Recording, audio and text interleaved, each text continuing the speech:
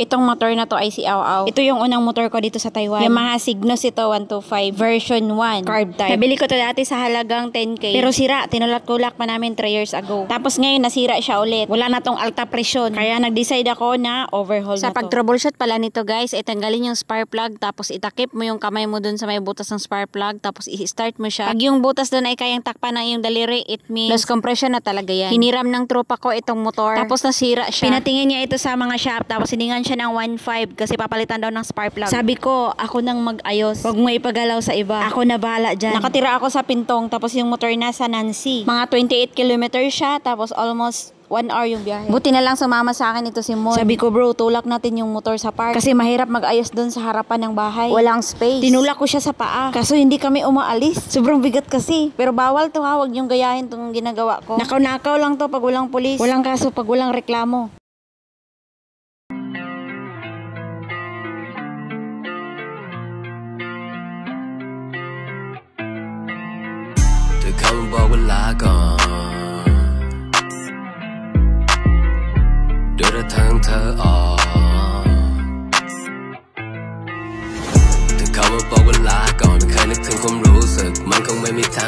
Grabe pahon to. Hirap itulak.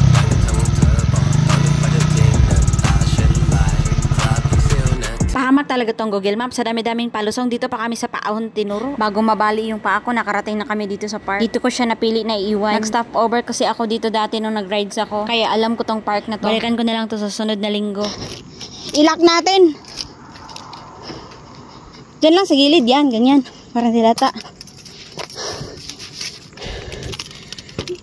Grabe, pagod ba?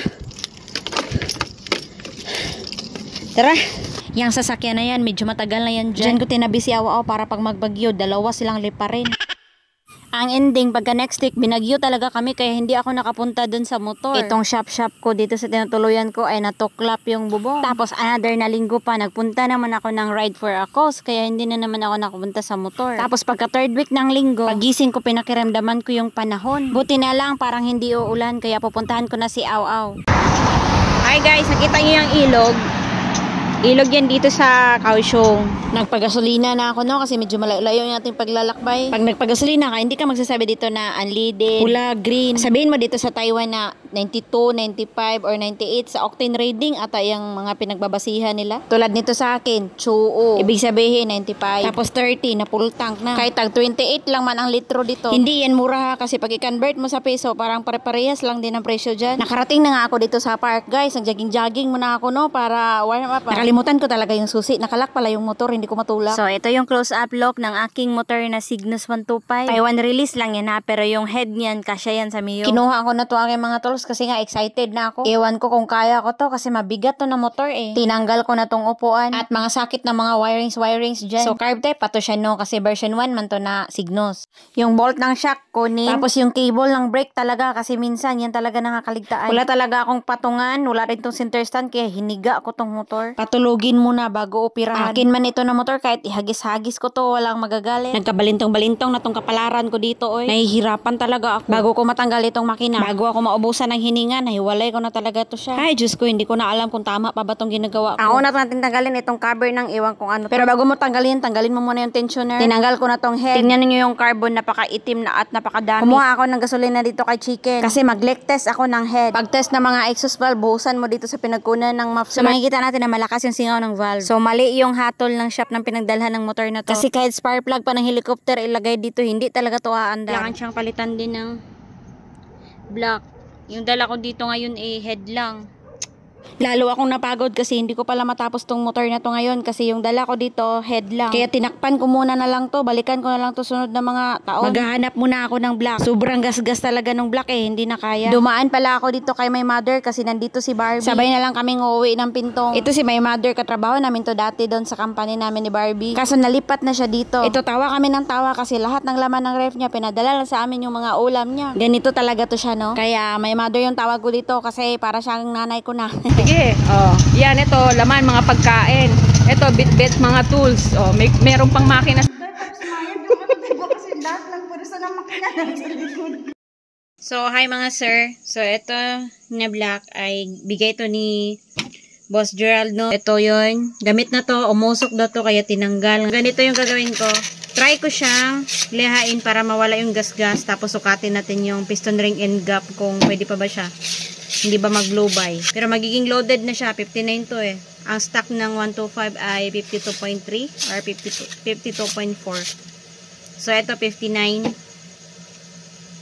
So, let's go. Kung may rebore lang talaga sana dito sa Taiwan, no? Sus, madali lang sana to. Kaso wala. Tapos kuripot pa ako. Ayaw kong bumili ng bago. So, sa akin to, may gas-gas talaga na malalim. Kahit anong silip ko, meron talaga. Mag-uusok to pag pipilitin ko. So, may nakita na naman ako isang black. Kinalawang na to. Kaya WD-40 yung ginamit ko, oy. Pasado to siya sa akin kasi minimal lang yung gas-gas. Dalawa to, yung first compression ring at second compression ring. Inuna ko tong first. Syempre, first siya eh. Tapos itulak mo sa piston para magpantay. Tapos gamit tayo ng caliper. Pwede itong computein mano-mano kaso tamad ako eh. Kaya nag-download ako ng motoran. So, select natin engine calculator. Select first stroke. Panoorin yung ads para magkapira sila. Tapos select piston ring clearance. Tapos sa engine specs, everyday usage. Tapos enter mo piston width. Sa akin 59. Tapos nandiyan na agad yung answer. Sa primary ring or first ring 0.2. Sa second ring ay 0.3. Sinubukan ko din tong computein sa papel. Gamit yung natutunan ko nung high school. Yung find XY. So kung di ko nahilig sa motor, hindi ko talaga magagamit to. Shout out sa aking mga classmate nung high school, no? Na nangopya sa akin pero nasiro kaming lahat. So, mas accurate tong calculation ko sa papel, oy. Pero mas madali yung motoran. So, tandaan natin guys, kung masyadong malaki yung piston ring and gap, maaaring mag-low-by yung motor. Awa-aw data. Data yan, oy. Hindi yan data. Hindi to data-data ang motor. Impas na to. So, yung first ring ko ay 0.38 at yung second ko ay 0.40. Malaki siya guys, pero kakabit ko to. Yung tolerance kasi, plus minus 10. Okay naman to eh. Bahala na, ayaw kong gumastos. Kung hindi siya tatakbo, edi lagyan ng pedal para magpadjak-padjak na lang.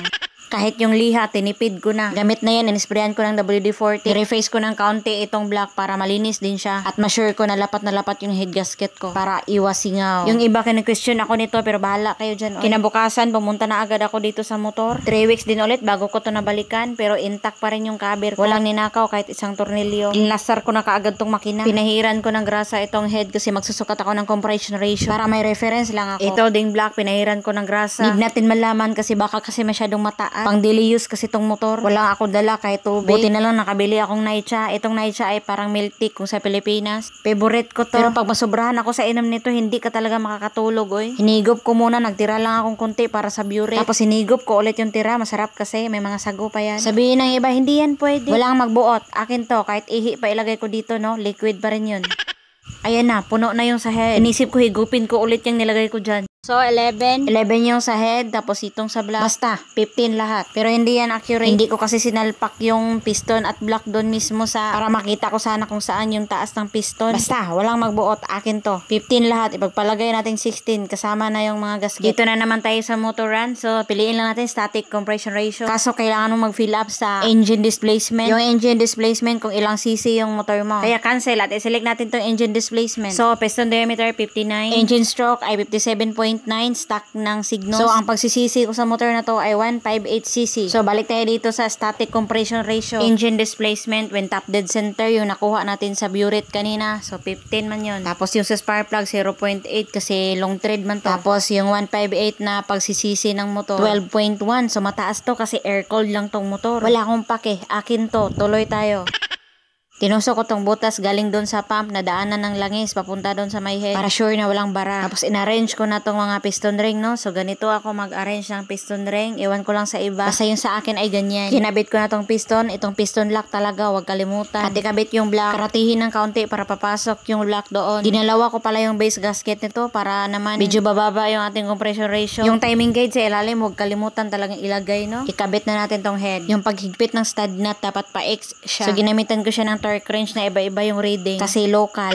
Ikabit natin tong timing gear. Tapos sinanggal ko ulit kasi yung lock ng camshaft nakalimutan ko. Ako, Diyos ko, magsitalsikan yan dyan. So nakabit na. So magkabit na talaga ako ng timing gear. Final na to. Take note ha, dapat nakatap dead yung piston. Tapos yung guhit, dapat tutok sa may arrow. So na bad mood ako dito, no? Kasi may bolt na nalaglag dyan sa may butas. Kaya tinutuwad ko tong makina. Kamuntikan ko ng ihagis-hagis talaga. Buti na lang natanggal ko siya. So sa pag-check ng timing chain, no? Pakiramdaman niya yung tensioner na may tension pa siya doon sa pagtukod niya sa timing chain. Kasi pag ganyan, tapos almost full na dyan. Tapos maluwag pa rin yan. Ibig sabihin, banat na yung tensioner. Need na palitan. Itong sa akin, hindi pa naman. Huwag kalimutang higpitan itong bolt ng camshaft. Basta yun na yun, ikabit ko na tong makina sa body, no? So may naisip ako ng paraan. Ipatong ko siya dito sa may island.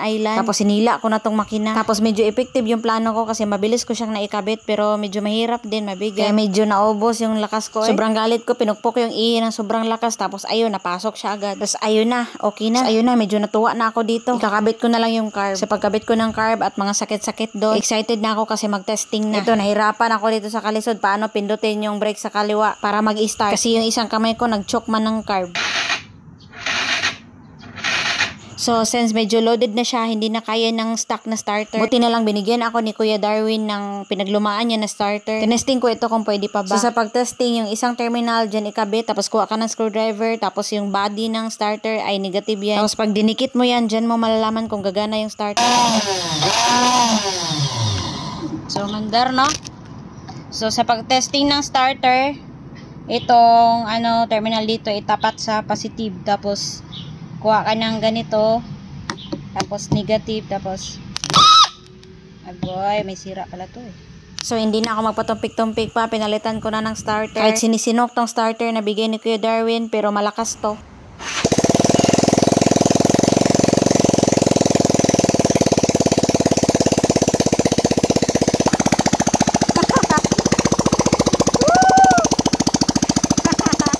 So, walang paglagyan yung aking tuwa nito, no? Kasi napaandar ko ulit yung aking motor na si Aw Aw. Kaso parang pambot kasi wala pang maplet. Wala lang maplet. So, stable yung minor. Pero syempre, kakabit muna natin tong mapler, no? Pero guys, take note. Hindi porke napaandar ko na to, ay titigilan ko na to. Kailangan ko siyang i-observe. Mag-spark plug reading ako. Mag-observe ng bawas ng langis. Kasi medyo malaki yung ating piston ring and gap, no? So far, wala tong usok, no? So, nagpasalamat ako sa aking tropa na naghiram nito na nasira to. Kasi matagal ko nang inaabangan na masira talaga to siya. Kasi gusto ko siyang ayusin ulit. Ramdam ko yung liksi ng makina ng motor. Pag ibibirit mo siya, wala talagang delay, lukso agad.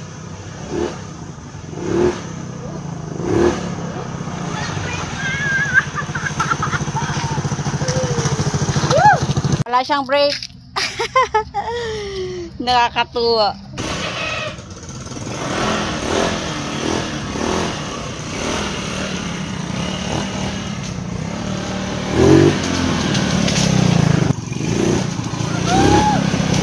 Tinesting ko siya ng paulit-ulit, inikot-ikot ko dito sa may park. Kaso kailangan ko siyang iwan ulit kasi si Chicken dala ko kasi walang mag-drive. So balikan ko na lang to na nakatrain ako para maiuwi ko sa pinto. So galing dito sa Nancy, magta-travel ako niyang 32 kilometers. Enough talaga to para matesting siya ng malayo. Tinakpan ko siya ulit dito at tinabi ko ulit dito sa kotse, no? Kasi may bagyo na naman na parating. Baka mamaya ilipad na talaga to silang dalawa. So update na lang ako soon. Salamat sa pagtanaw.